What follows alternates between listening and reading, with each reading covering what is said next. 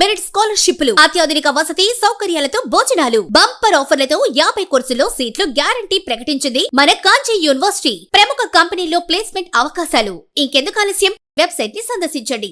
వివరాల కోసం నంబర్లకు కాల్ చేయండి. ఆంధ్రప్రదేశ్ రాష్ట్రంలో ఎన్ని బ్రాహ్మణ సంఘాలు ఉన్నాయి కదా, ఎన్ని బ్రాహ్మణ సంఘాలు ఉండగా ఉత్తరాంధ్రకు సంబంధించిన ఒక యూబీ బ్రాహ్మణ్ అని ఒక సభ మీరు పెట్టారు. దాని లక్ష్యాలేంటి? ఈ సంఘం పెట్టడానికి కారణం? నేను చాలా బ్రాహ్మణుల గురించి చాలా తపన పడ్డాను, చాలా ఆలోచన చేశాను, చాలా ఆలోచనలు ఉన్నాయి నాకు. ఎందుకంటే మనలో చాలా మంచి ఉన్నతులైనటువంటి డాక్టర్లు ఉన్నారు, చార్టర్డ్ అకౌంటెంట్ ఉన్నారు, అడ్వకేట్స్ ఉన్నారు, ఇంజనీర్స్ ఉన్నారు, అదేవిధంగా వృత్తి విద్యల్లో అద్భుతమైనటువంటి ప్రజ్ఞాపాఠవాలు కలిగినటువంటి వాళ్ళు ఉన్నారు. వీళ్ళందరినీ కలిసి 4 లక్షల మందితో మనం కనుక యూబీ మహాసభ.com కనుక మెంబర్స్ కనుక అయితే కనుక ఒకటేంటంటే ఆధ్యాత్మిక ప్రవచనాలు. ఇంట్లో మన అమ్మ ఉంది, అమ్మమ్మ ఉంది, తాతమ్మ ఉంది, వీళ్ళందరూ ఉన్నారు. వాళ్ళు ఆధ్యాత్మిక ప్రవచనాలు కావాలి. వారికి సమవేదం షణ్ముఖ శర్మ గారు కానీ, లేకపోతేనేమో మన చాగంటి కోటేశ్వరరావు గారు కానీ, లేకపోతే నరసింహారావు గారు కానీ, ఇలాంటి వాళ్ళు, సింహాచల శాస్త్రి గారు లాంటి వాళ్ళు, వీళ్ళందరూ ప్రవచనకర్తలు ఉన్నారు. వీళ్ళ ద్వారా ఏంటంటే మన ఛానల్లో కనుక మనం ఫాలో అప్ చేస్తే యూబీ మహాసభ.com అంటే ఇదేం ఛానల్ కాదు, ఏం డబ్బులు ఏం కట్టక్కర్లా, వాళ్ళు ఏం మనకి ప్రిస్క్రైబ్ చేయక్కర్లా. వాళ్ళు దాంట్లో కనుక చేరితే కనుక మార్నింగ్ నిత్య కార్యక్రమాలు చేసుకోవడానికి కావాల్సిన వాళ్ళు కొంతమంది తెలియక చేసుకోవడానికి లేని వాళ్ళు ఉంటారు. వాళ్ళకి చేయడానికి కప్పగంతు సిద్ధాంతి గారు అని విజయవాడలో ఉన్నాడు. ఆయన ఎలా చేసుకోవాలనే దానికోసం ఆయన ప్రత్యేకంగా ఒక వీడియో ఫాలో అప్ చేశారు. ఇలాంటివన్నీ పొద్దున పూట పెట్టడం, మధ్యాహ్నం పూట మన ఆచార వ్యవహారాలు ఏ విధంగా ఉన్నాయనేది పెట్టడం, అదేవిధంగా వీళ్ళల్లో ఉద్యోగం చేసేటువంటి వాళ్ళు ఎక్కడెక్కడ ఉన్నారు, ఖాళీగా ఉన్నటువంటి వాళ్ళు ఎక్కడ ఉన్నారని చూడటం, వాళ్ళకి వివాహ వ్యవస్థ ఎలా ఉందో చూడటం, వాళ్ళకి ఉద్యోగ వ్యవస్థ ఎలా ఉందని చూడటం. అదేవిధంగా బ్రాహ్మణుల్లో చాలామంది గ్రూపులో పెడుతూ ఉంటారు. ఏమనంటే, అయ్యా మా వాళ్ళు రాత్రిపూట వెళ్తుంటే ఏది వివాహం చేయించడం కోసం పురోహితుడు వెళ్తున్నాడు, ఆయన సామాన్యమైన పురోహితుడు, ఆయన వెళ్తుంటే ఆయనకి యాక్సిడెంట్ అయింది, ఇప్పుడేమో మేము అపోలో హాస్పిటల్లో చేర్చాం, 25 లక్షల రూపాయలు కావాలి అని. ఎవరు ఒక్కళ్ళు చేయగలుగుతారు?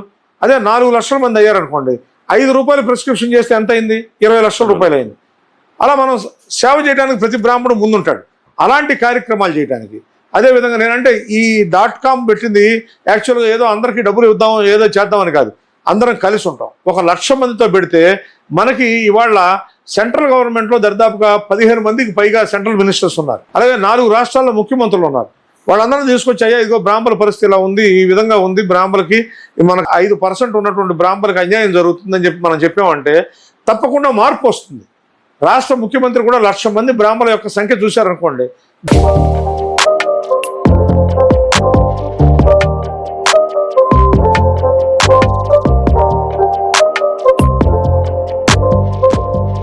దాంట్లో మనం కనుక ఫ్రంట్ రోలో కనుక చూస్తే నోరి దత్తాత్రేయ గారు లాంటి వాళ్ళు, మీకు అలాంటి మహానుభావులు, వాళ్ళకి క్యాస్ట్ లేదు, డాక్టర్లకు క్యాస్ట్ లేదు. కానీ ఇప్పుడు సివి రావు గారు డాక్టర్ గారు ఉన్నారు, ఆయన మహానుభావుడు, దైవాంశ సంభూతుడు. ఇలాంటి వాళ్ళందరినీ మనం ముందు వరుస నుంచోబెట్టి చూపించాం అనుకోండి, అప్పుడు ఏమవుతుందో వీళ్ళలో ఇంతమంది ఉన్నారా, ఇంత క్యాపబుల్ పర్సన్స్ ఉన్నారు, డాక్టర్స్ కొంతమందికి మనం సర్వీస్ చేద్దామనే ఉద్దేశం చంద్రబాబు నాయుడు గారికి రావచ్చు, రాష్ట్ర భారతీయ జనతా పార్టీకి రావచ్చు, కూటమి ప్రభుత్వాలకి రావచ్చు, లేకపోతే రాబోయే రోజుల్లో ఇంకో గవర్నమెంట్ ఏదైనా పెడదాం అనుకున్నటువంటి వాళ్ళకి కూడా రావచ్చు. అవినీతి పరుడు రాజ్యంలో ఉంటుండగా ఒక్క నీతి పరుడు ఉన్నా కూడా ఇది సహజంగా జరుగుతుంది. ఈ విషయం గురించి ఒక చిన్న పిట్టకథ మీకు చెప్పదలుచుకున్నాను. ఒక బస్సులో 40 మంది కలిసి ప్రయాణం చేస్తున్నట్ట. 40 మంది కలిస్తే పెద్ద పిడుగులతో వర్షం పడుతుంది. ఆ పిడుగులు వర్షం పడుతుంటే అందరూ బస్సులో ఉన్నటువంటి వాళ్ళు ఒక ఆయన సలహా చెప్పాట, ప్రతి ఒక్కళ్ళు వెళ్ళి అక్కడ స్తంభం ఉంది అంటుకుని రండి, ఒకవేళ పిడుగు పడితే కనుక నీ మీద పడితే మా అందరి మీద ఇదవుతుంది. అయితే ఆ పిడుగు పట్టడం అనే దాని కోసం పాపం ఒక ఆయన కూర్చుని ఉన్నాడు ఒక పక్క. 39 మంది వెళ్ళి అంటుకుని వచ్చారు. బస్సు పిడుగులు పడుతూనే ఉన్నాయి. వీళ్ళు బస్సులో వాళ్ళంతా 40వ అమాయక బ్రాహ్మణ్ణి పిలిచి నువ్వు వెళ్ళి అక్కడికి వెళ్ళి ఆ స్తంభాన్ని అంటుకోనగానే ఈయన స్తంభాన్ని అంటుకోగానే బస్సు మొత్తం మీద పిడుగుపడి బస్సు మొత్తం పాడైపోయింది. అంటే నేను ఎందుకు చెప్తున్నాను, 39 మంది చచ్చిపోయారు. ఎవరైతే నిత్య కర్మానుష్ఠానం చేస్తున్నటువంటి బ్రాహ్మణుడు ఉన్నాడో ఆయనకి కనుక కంపల్సరీ ఆయన రక్షించడం కోసం ఈ 40 మందిని రక్షించారు. అందువల్ల సమాజంలో ఒక్కడు నీతి నియమాలతో ఉంటాయి. ఇప్పుడు దిద్దుల శ్రీధర్బాబు గారు ఉన్నారు, ఆయన్ని మహానుభావుడు అని ఎందుకు అంటున్నాం? వాళ్ళ తండ్రి గారిని చూసాం, శ్రీధర్బాబు గారిని చూసాం. ఆయన పద్ధతి, ఆయన విధానం, ఆయన చేసే మాటల్లో కానీ, బాటల్లో కానీ, చేతల్లో కానీ ఎంతో పద్ధతిగా ఉంటాడు. కానీ ఆయన ఎంతో నమ్రతతో ఉంటాడు. అలాంటి వాళ్ళని మనకు ఎంతో సంతోషం కదా. అందువల్ల ఇలాంటి సమాజంలో ఉన్నటువంటి వాడు మంచివాడు, ఒక బ్రాహ్మడు ఒక శాఖకి ఒక మంచి శాఖ కనుక అధిపతి అయితే కనుక చాలా మంచి కార్యక్రమాలు చేయడానికి ఇప్పుడు ఆస్కారం. మీరు చెప్పిన ఉత్తరాంధ్ర ఏదైతే మహాసభ బ్రాహ్మణ సభ ఉత్తరాంధ్ర నుంచి చాలా డిఫరెంట్ ప్లేసుల్లోకి వెళ్ళి సెటిల్ అయిన వాళ్ళు కూడా ఉన్నారు. వారందరూ దీంట్లో జాయిన్ కావడానికి ఏదైనా ఫోన్ నెంబర్ కానీ ఇది కానీ అడ్రస్ ఉందా? ఒక ఆశ్చర్యకరమైన విషయాన్ని నాకు తెలుసుకుని చాలా ఆశ్చర్యపోయాను. ఒక మీర్ మహమ్మద్ అనేటువంటి ఒక డిఎస్పి ఉత్తరాంధ్రలో ఉండేటువంటి 66 అగ్రహారాలు, పూర్వకాలంలో రాజులు ఎలా ఉండేవాళ్ళు అంటే బ్రాహ్మణులు పిలిచి వాళ్ళని విద్యాధికారులుగా, అలాగే ఇంట్లో పూజలు చేయడానికి కానీ, లేకపోతే మంచి సిద్ధాంతిక గారు కానీ వాళ్ళందరినీ పెట్టుకునేవాళ్ళు. వాళ్ళకి చెప్పకుండా వెళ్ళడానికి అవకాశం ఉండేది. వాళ్ళని కంపల్సరీ వాళ్ళతో మాట్లాడి వాళ్ళని కంపల్సరీ ఫాలో అప్ చేసుకుని గురువు గారు చెప్పిన తర్వాతే కార్యక్రమం చేసేవాళ్ళు ఉత్తరాంధ్రలో గజపతులు. అలా 66 అగ్రహారాలు గజపతులు కానీ, అలా అక్కడ ఉన్నటువంటి రాజులు కానీ, అక్కడ ఉన్నటువంటి జమీందారులు కానీ 66 అగ్రహారాలు బ్రాహ్మణులకు ఇచ్చారు. దాని మీద ఒక పుస్తకం రాశాడు ఆయన. ఇది అఫీషియల్ డాక్యుమెంట్ నేను చెప్పేది. అలాగా బ్రాహ్మణుల గురించి మిగతా వాళ్ళు ఆలోచించేట్టుగా మీ కులం వాళ్ళు మన కులం వాళ్ళు మనమే ఆలోచించకపోతే ఎలాగా?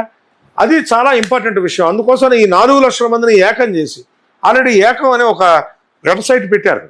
అది సక్సెస్ అవ్వలేదు.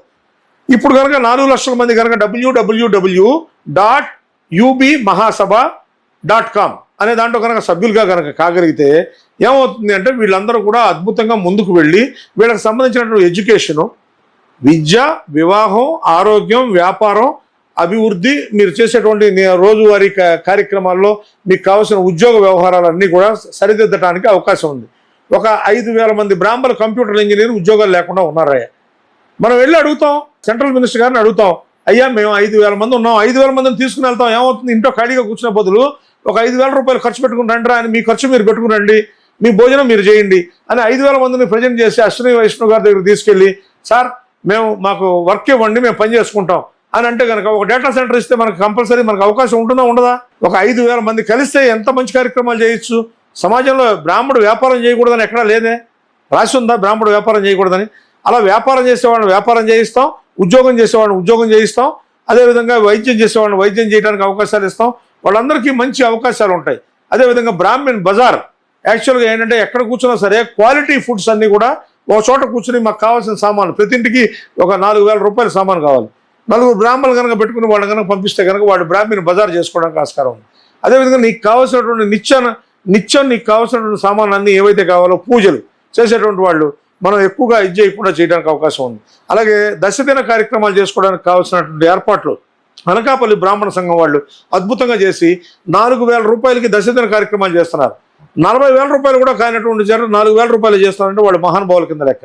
ఇలాంటివన్నీ కూడా క్రోడీకరించడానికే ఉత్తరాంధ్ర బ్రాహ్మణ మహాసభ ఏర్పాటు చేయబడింది.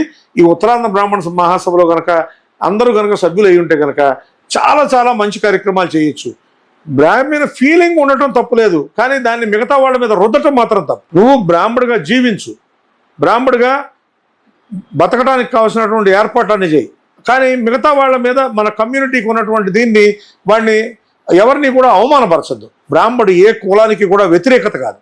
బ్రాహ్మడు అన్ని కులాలు కావాలి, సర్వ కులాలు బ్రాహ్మడికి కావాలి. ఎవరో అగ్రకులం కాకుండా ఏదో ఒక మామూలు కులంలో అగ్రకులం అని మనకు అంటగట్టారు. అగ్రకులం కాకుండా మామూలు కులంలో ఉన్నటువంటి వాళ్ళు ఎవరో పోయారు, వాళ్ళ తండ్రి గారికి కార్యక్రమాలు చేయాలి. శ్మశానంలోకి వెళ్ళి అక్కడ అగ్ని ప్రతిష్టాపన చేసి కార్యక్రమం చేసేవాడు ఎవరు? బ్రాహ్మడే కదా. మీ కులాచారం ప్రకారం మీ చుట్టాలు ఎవరైనా ఉంటే చేసుకోండి, కానీ మ్యాక్సిమం బ్రాహ్మణ్ణి పిలుస్తారు. చేసేటువంటి బ్రాహ్మణ్ణి ఎందుకు అవమానం చేస్తున్నారు? ఎక్కడికైనా సరే వెళ్ళి మీ ఇంట్లో బారసాలు జరిగితే మేము ఉన్నాం, మీ ఇంట్లో పుట్టినరోజు కార్యక్రమాలు అయితే మేము ఉన్నాం, మీ ఇంట్లో లేకపోతేనేమో ఇంకొక కార్యక్రమం అయితే మేము ఉన్నాం, మీ ఇంట్లో శ్రీమంతం అయితే మేము ఉన్నాం, మీ ఇంట్లో పెళ్ళి అయితే మేము ఉన్నాం, మీకు ఏది జరిగితే అన్నిటికీ ప్రతిదీ A to Z పుట్టిన దగ్గర నుంచి జననం దగ్గర నుంచి మరణం దాకా బ్రాహ్మడు మీతో ఉంటే బ్రాహ్మణుల మీద మీకు ఎందుకు? అందరికీ ఒక రకమైనటువంటి దురహంకారం, ఒక రకమైనటువంటి ఇబ్బందికరమైన వాతావరణం, వాడు బ్రాహ్మడురా అని తీసి పక్కన పెట్టడం ఎందుకు? అందువల్ల ఈ యూబీ మహాసభను నేను స్టార్ట్ చేసిన కారణం ఏంటంటే ఉత్తరాంధ్రలో ఉన్న ప్రతి బ్రాహ్మడు కూడా దీంట్లో చేరితే, ఆ తర్వాత కోస్టల్ బ్రాహ్మణ్, ఆ తర్వాత రాయలసీమ బ్రాహ్మణ్ అందరినీ కనుక చేరిస్తే కనుక రాష్ట్రంలో ఉన్న బ్రాహ్మణ సామాజిక వర్గం మొత్తం ఒక చోట చేరి ముఖ్యమంత్రి గారికి అయ్యా మేము ఇంతమంది ఉన్నాం, మాకు పోస్టులు ఫలానా దగ్గర ఇవ్వండి అని అడగడానికి ఆస్కారం ఉంటుంది తప్పకుండా. ఎందుకంటే ఎక్కడికి కావాలంటే అక్కడ ఒక కార్పొరేషన్ ఏర్పాటు చేస్తున్నారు. ఒక దాంట్లో కనుక మీకు ఇస్తే కనుక బ్రాహ్మడు పరిపూర్ణంగా దాన్ని కనుక న్యాయం చేస్తే దాన్ని మించిందే ఉంది. ఎంత అద్భుతమైన మనుషులు ఉన్నారు, చాలా కెపాసిటీ ఉన్నటువంటి వాళ్ళు చాలా మంది ఉన్నారు. వీళ్ళందరినీ మనం ఎందుకు పక్కన పెట్టాలి? అందువల్ల ఉత్తరాంధ్ర బ్రాహ్మణ మహాసభను స్టార్ట్ చేయడం. దాంట్లో ఎన్నో నమస్కారాలతో ధన్యవాదాలు తెలియజేసుకుంటున్నాను. ఇలా మీరు చెయ్యాలి, మీ కుటుంబం అంతా కూడా అద్భుతమైనటువంటి ప్రయత్నం సాధించాలని కోరుకుంటూ అందరూ ఈ ఛానల్ చూసినటువంటి వాళ్ళందరూ కూడా నా ఫోన్ నెంబర్ 9848197933 9848197933. నేనేమన్నా తప్పు మాట్లాడితే నన్ను సరిదిద్దండి, ఒప్పు మాట్లాడితే మీ యొక్క ప్రశంస ద్వారా నన్ను ముందుకు తీసుకురండి. నాది నాది అంటే కిరాయితనం, మాది మాది అంటే పరాయితనం, మనది మనందరిది అంటేనే మనతనం, మంచితనం, మగతనం అని. సో మనది మనది మన AB6 మన వేదిక అని మనం ఫీల్ అయితేనే ఇది నిజంగానే ఒక బ్రహ్మాస్త్రం లాగా ఈ రోజు ఇది మన ముందుకెళ్తోంది.